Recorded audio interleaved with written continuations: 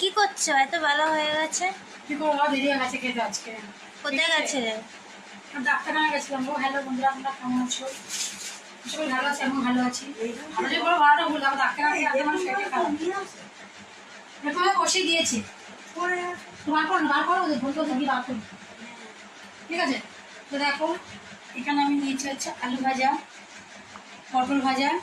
এবার দেখছি ওখানে মা কি দিচ্ছে, ঠিক আছে? তোমাদের সব খাওয়া হয়ে গেছে। ডালটা একটু টক হয়েছে, টকটাও পড়েছে কিন্তু টক বেশি হয়ে গেছে। আমিও খেয়েছি, পুরো টক টক। টক না, টক বেশি হয়ে গেছে। এনাকে চিনি বেড়ে তুলতে বড় আছে। ম্যাডাম, আপনি টিফিন গাড়ি এখন খুলতে পারবেন তো? না, আপনাকে দেখে মনে হচ্ছে রাত হয়ে যাবে।